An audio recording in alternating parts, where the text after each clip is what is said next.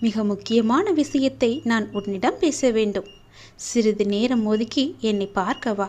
தயவு செய்து என்னை வந்து பார்த்துவிட்டு போ. நீ ஒரே ஒரு முறை திருச்செந்தூர் வர வேண்டும். திருச்செந்தூர் வந்து என்னை தரிசிக்க வேண்டும். நான் உன்னிடம் வந்து பேச வேண்டும். எனக்கு சிறிது நேரம் ஒதுக்கி என்னை பார்த்து விட்டு போ. உன்னுடைய நல்ல மனதுக்கு ஒரு நல்ல விஷயம் கண்டிப்பாக நடக்கப் போகின்றது. நீ என் மேல் கொண்ட பக்திக்கும் நம்பிக்கைக்கும் பலனாக உன்னுடைய வாழ்வில் ஒரு நல்ல விஷயம் நடக்கப் போகிறது. கடந்த மாதத்தில் பின்தங்கி இருந்த உன்னுடைய வாழ்க்கை இப்போது முன்னேற்றம் பெறப் போகிறது. உன்னுடைய காத்திருப்புக்கு கைமேல் பலன் கிடைக்கப் போகிறது. இன்றிலிருந்து ஒரு மாதத்திற்குள் நல்ல மகிழ்ச்சியான நிகழ்வுகள் உன் வாழ்வில் நிகழப்போகிறது. நேர்மறை எண்ணத்தோடு உன்னுடைய வாழ்வை நடத்து. நடக்க வேண்டிய நிகழ்வுகள் தானாக நிகழும். உன்னுடைய தடைகள் எல்லாம் மகளும். பல வழிகள் உனக்கு பிறக்கும். நான் உன்னை சந்திக்க விரும்புகின்றேன். உன்னிடம் மனம் விட்டு பேச விரும்புகின்றேன். ஒவ்வொரு முறையும் நான் உன்னிடம் வருகின்றேன்.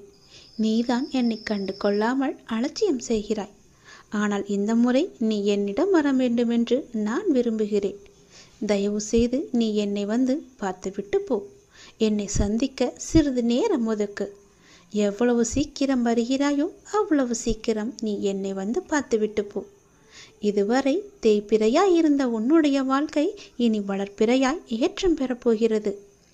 அடிமேல் அடியாய் இருந்த துன்பங்கள் எல்லாம் மாறி எடுத்து வைக்கும் ஒவ்வொரு அடியும் மகிழ்ச்சியான ஒன்றிற்கு நிச்சயம் வழிகாட்டப் போகிறது. இனி எல்லாமே உனக்கு நல்லதாகவே நடக்கும். இந்த அப்பாவின் ஆசையோடு. ஏன் வாழ்கிறோம், இந்த வாழ்க்கையே வேண்டாம் என்று எதிர்மறை எண்ணங்களோடு நீ முடிவெடுக்காதே. இந்த வாழ்க்கை என்ற புத்தகத்தில் பல சுவாரஸ்யமான பக்கங்கள் அதன் பின்னால் இருக்கின்றன. நீ இன்னும் அந்த பக்கத்தை திருப்பி பார்க்கவே இல்லை. கொஞ்சம் பொறு. பல மகிழ்ச்சியான தருணங்கள் அதில் இருக்கின்றன. அதை மட்டும் பார். அந்த மகிழ்ச்சியான தருணங்கள் உனக்காக காத்திருக்கும் போது நீ அதற்காக காத்திருக்க வேண்டாமா? கொஞ்சம் பொறுமை கொள். உனக்கு பின்னால் நடக்க இருப்பது எல்லாமே நன்மையாக இருக்கும். இப்போது நடக்கும் விஷயத்தை வைத்து உன்னை நீயே வெறுத்து கொள்ளாதே. உனக்கு எதை எப்போது எங்கு தர வேண்டுமோ அதை அப்போது நானே உன்னிடம் கொண்டு வந்து சேர்ப்பேன். உனக்கு கிடைக்காமல் போன ஒன்றுக்காக நீ வருத்தப்பட்டு கொண்டிருக்கின்றாய் அல்லவா? கவலையே படாதே. உன்னுடைய அப்பா நான் இருக்கும்போது அது நிச்சயம் உன் கையில் விரைவில் கொண்டு வந்து சேர்ப்பது என்னுடைய கடமை அல்லவா? நான் நிறைவேற்றி தருகிறேன். எல்லாம் அல்ல இறைவன் எனக்கு தெரியாததா உனக்கு தெரிய போகிறது? நீ எதிர்பார்த்த ஒன்று உன் கையில் கிடைக்கும். சந்தோஷமாக இரு. மகிழ்ச்சியான தருணங்கள் அதில் நிறையவே இருக்கும். அனுபவி சந்தோஷமாக. உன்னுடைய நேரத்தை நான் நல்ல நேரமாக மாற்றி காமிக்கின்றேன். ஓம் சரவண பவ என்ற மந்திரத்தை நீ ஜபித்து கொண்டே இரு. நான் சொன்னது போலவே ஒரே ஒரு முறையாவது திருச்செந்தூர் வா. அதற்கான ஏற்பாடுகளையெல்லாம் நீ செய்யத் தொடங்கு. நானே அதுக்கு சாதகமான பதிலை நான் உனக்கு எல்லோரிடமும் வாங்கி தருகிறேன். ஒரே ஒரு முறை நீ வந்துவிட்டு போ. உன்னிடம் மிக முக்கியமான விஷயங்களை பேச வேண்டும். எனக்காக சிறிது நேரம் ஒதுக்க மாட்டாயா? கண்டிப்பாக ஒதுப்பி நீ வருவாய் என்று எனக்கு நம்பிக்கை இருக்கிறது. வா, நான் உனக்காக காத்திருக்கிறேன். உன்னுடைய முருகன் உனக்காக காத்திருக்கிறேன். ஓம் சரவணபவ, ஓம் சரவணபவ, ஓம் சரவணபவ என்ற மந்திரம் உனக்குள்ளே எப்போதும் இருக்கட்டும். நல்ல நேரத்தை நான் உங்களுக்காக உருவாக்கி கொண்டிருக்கிறேன். நான் உங்களை நிச்சயமாகவே பாதுகாப்பேன் என்ற நம்பிக்கை உனக்குள்ளே வேண்டும். உங்கள் மீதுதான் என்னுடைய அன்பையும் அக்கறையையும் நான் செலுத்தி கொண்டிருக்கிறேன். உங்கள் அனைவரையுமே என்னுடைய குழந்தைகளாக நான் பார்த்து கொண்டிருக்கிறேன். என் குழந்தைகளை நான் நேசிக்கிறேன்.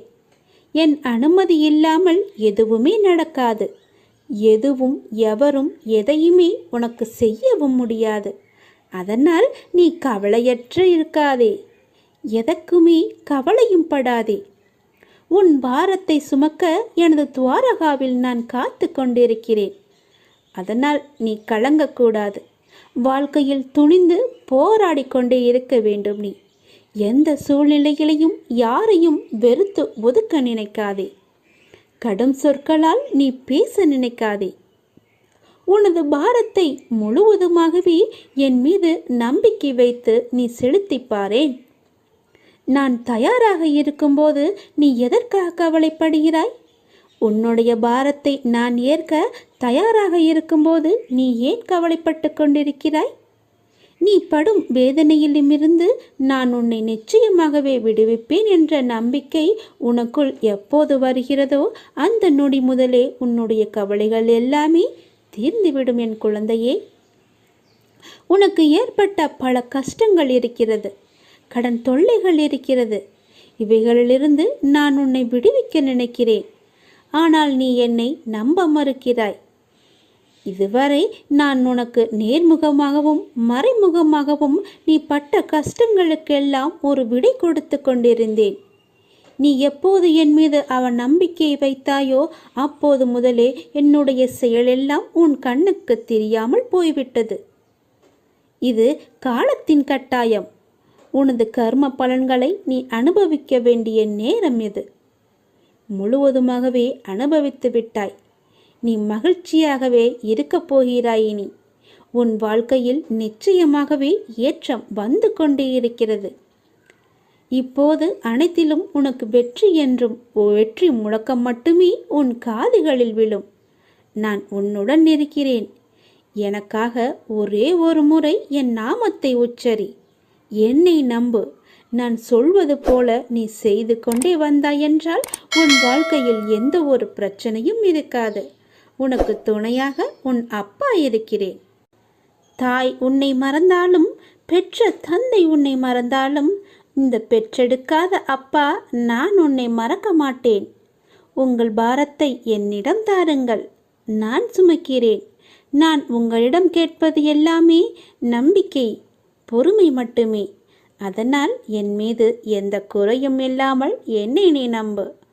உன் பொறுமையை சோதிக்கும் அளவுக்கு உறவோ நட்போ உடன் இருக்கும் நபர்களிடமிருந்தோ எதிர்பாராத நேரத்தில் சோதனைகள் நெருக்கடிகள் வந்தாலும் அந்த கடினமான நேரங்களை நீ அமைதியுடன் தான் கடந்தாக வேண்டும்.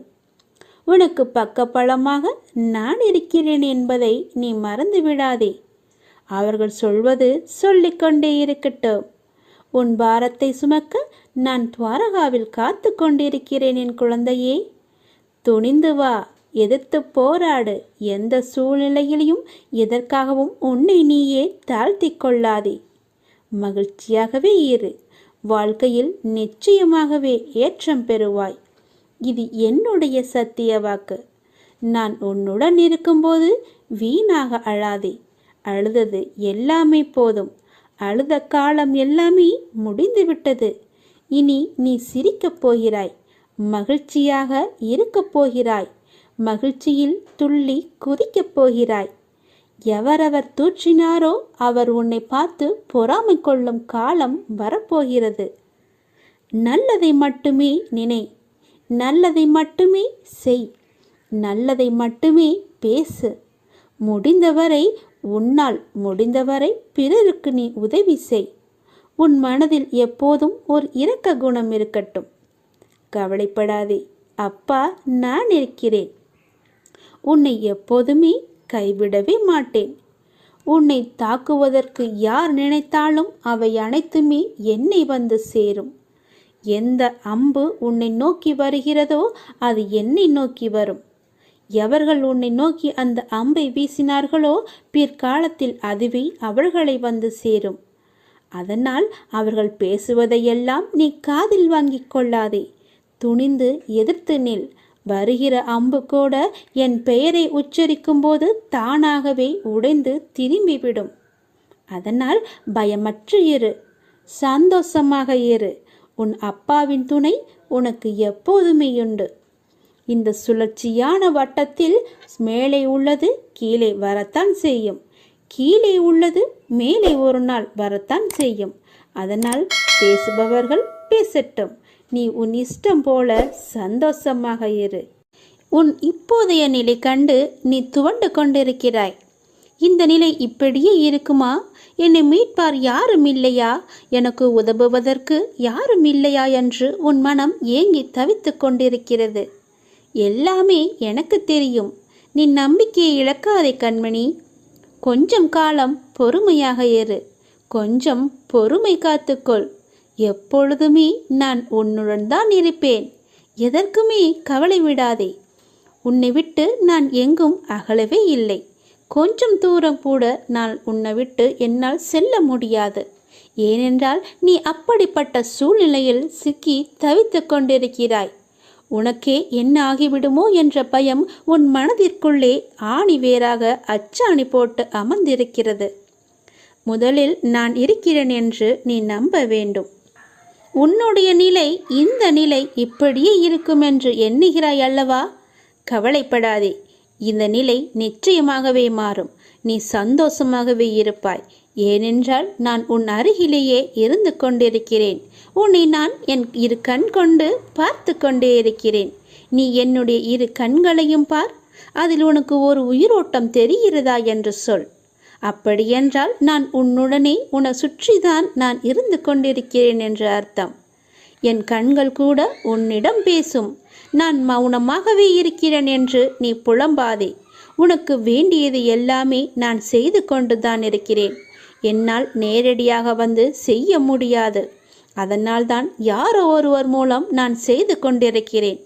நீ எப்பொழுதெல்லாம் இக்கட்டான சூழ்நிலையை சந்திக்கிறாயோ அப்பொழுதெல்லாம் என் பெயரை சொல்லி கூப்பிடு.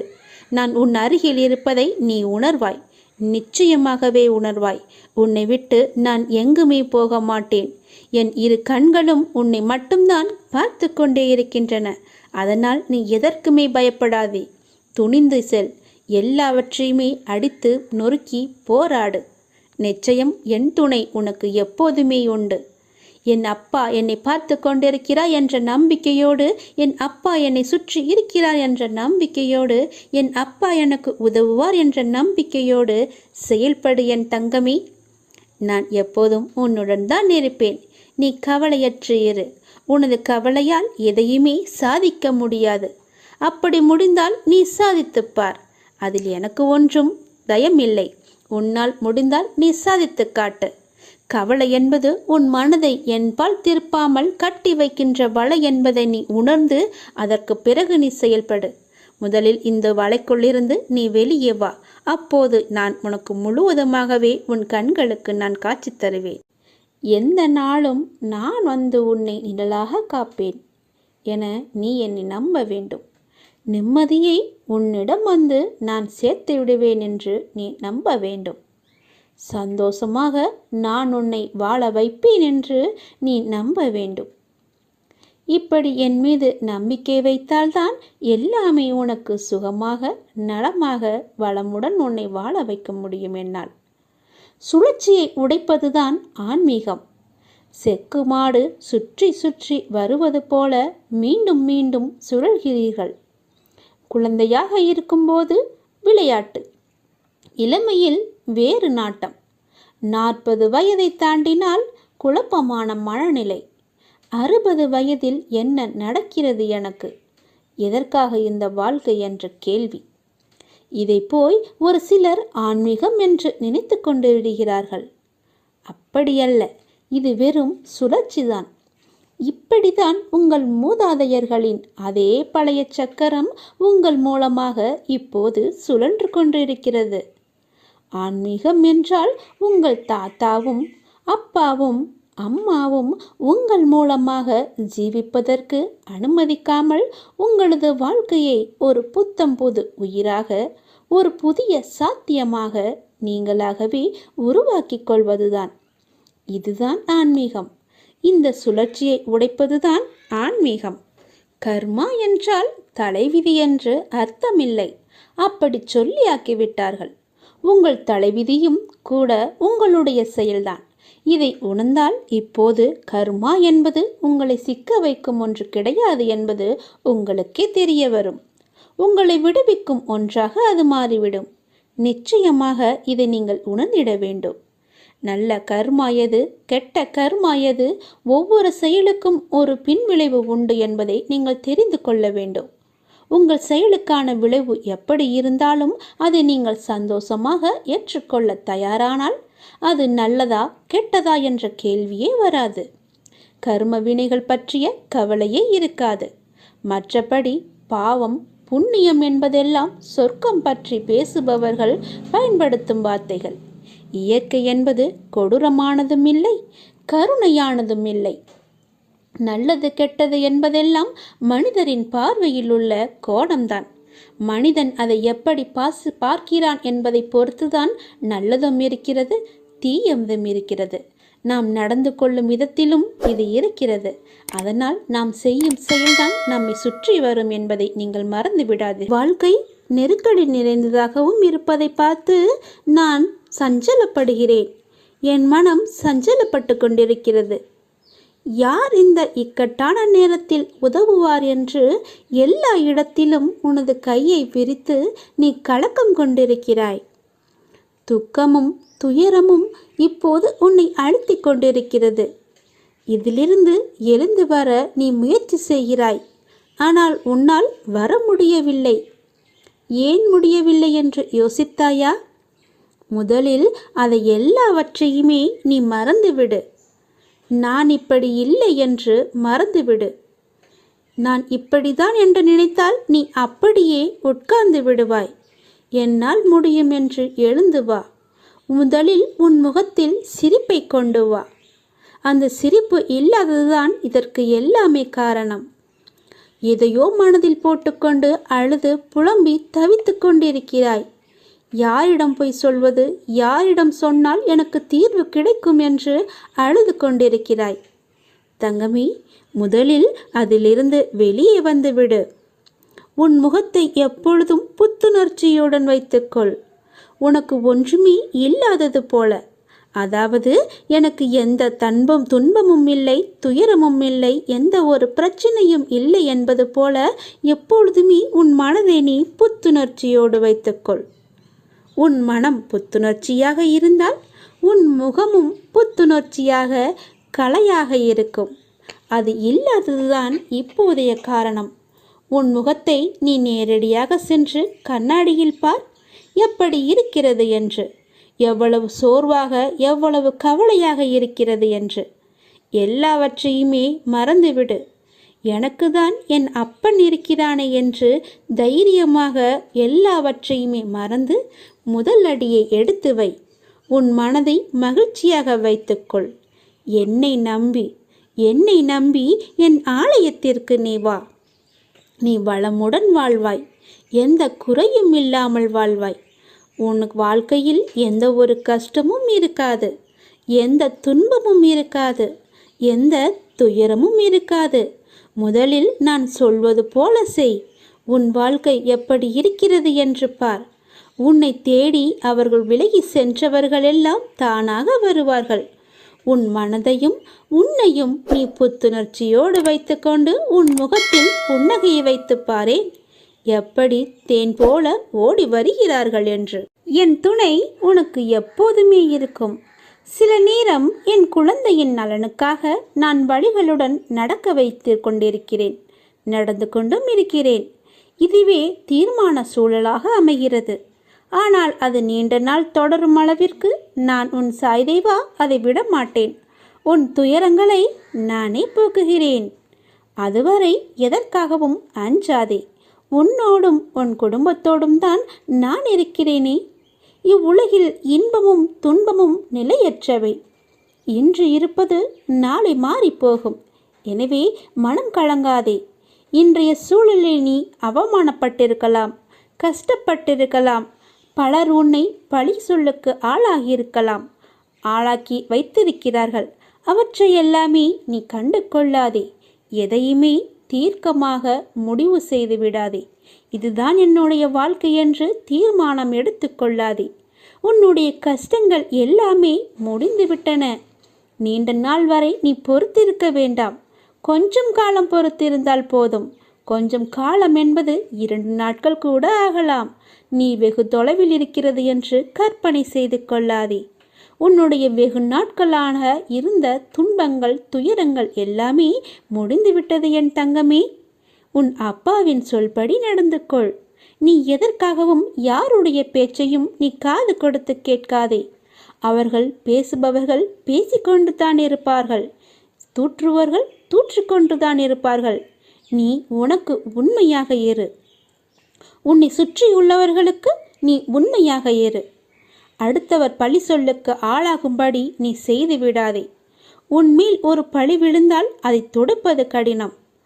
நீ தவறு செய்யாவிட்டாலும் அதற்காக வரும் பழி சொல்லை நீ ஏற்றுக்கொள்ளக்கூடாது. உன்மேல் குறை இருப்பதால் தானே அவர்கள் உன்னை பழி சொல்கிறார்கள். அந்த குறை இல்லாமல் நீ பார்த்துக்கொள். அப்படி இருந்தால் யாரும் உன்னை எதுவுமே செய்ய முடியாது. இனியாவது நீ நன்றாக இருக்க பழகிக்கொள். உன்னை சுற்றி உனக்காகத்தான் உன்னை சுற்றியுள்ளவர்கள் இருக்கிறார்கள். உன்னை கட்டினவர், உன்னை பெற்றவர், உனக்காக பிறந்தவர்கள், உன்னுடன் பிறந்தவர்கள் என்று எல்லோருமே உனக்காகத்தான் இருக்கிறார்கள். அவர்களை எல்லாவற்றையுமே நீ மறந்து விட்டாய். அவர்களை மறந்து உன்னுடைய இன்பத்திற்காக, உன்னுடைய நன்மைக்காக நீ அவர்களை சுயநலத்திற்காக பயன்படுத்தி கொண்டாய். அந்த சுயநலம் வேண்டாம் என் தங்கமே. இப்போதே அவர்களை விட்டுவிடு. உன் வாழ்க்கை பறிபோகக்கூட போகலாம். அதனால் தான் சொல்கிறேன், தேவையில்லாமல் மனதை சஞ்சலப்படுத்தாதே என்று. நான் இருக்கிறேன்.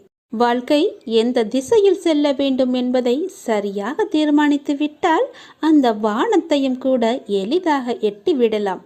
அதை யாராலும் தடுக்கவும் முடியாது. ஆகையால் குறிக்கோள் என்ன என்பதை நீங்கள் உணர வேண்டும். எப்படி அதை அடையலாம் என்று திட்டமிட வேண்டும். திட்டமிட்டு தீர்மானித்து என்னிடம் சொல்லிவிட்டு நீ செயல்படு. நிச்சயமாகவே அந்த வானத்தை கூட எளிதாக எட்டிவிடலாம்.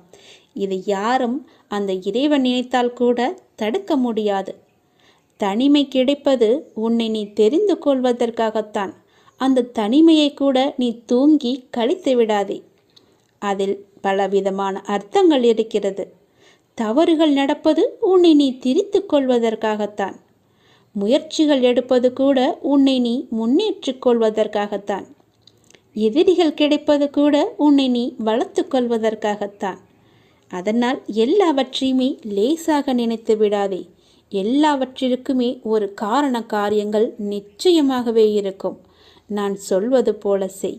எல்லோரிடமும் நீ அன்பாக பழகு.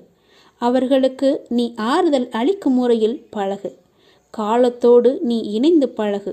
காலத்தோடு போகிற போக்கிலேயே நீ சென்றுவிடு. என் சிந்தனையுடன் பழகு. அப்பாவின் சிந்தனை நமக்கு நல்லது தரும் என்ற எண்ணத்துடன் பழகு. எல்லோரிடமும் யாருக்கும் சிரமம் ஏற்படாத வகையில் பழகு. நீ மனிதரிடம் முதலாவதாக நீ மனிதரிடம் மனிதனாக பழக வேண்டும். அதே போன்று உன்னுடைய பேச்சும் அமைதியுடன் இருக்க வேண்டும்.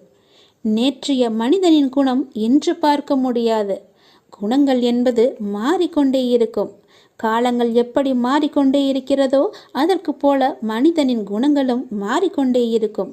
வசதி வாய்ப்புகள் வந்தவுடன் அவர்களுக்கு என்று ஒரு அகங்காரம், ஆணவம் எல்லாம், திமிரு எல்லாம் வந்துவிடும். யாரையும் அவர்களின் உருவத்தை வைத்து மட்டும் எடை போடக்கூடாது. அறிவை உலகம் வாழ்த்தும். அறிவை அடக்கியிரு. பிறகு அந்த அறிவு உன்னை அறிவிற்கு அப்பால் அழைத்து கொண்டு உன்னை என்னிடம் கொண்டு வந்து சேர்க்கும். உங்களிடம் நான் காட்டுவது மௌனம்.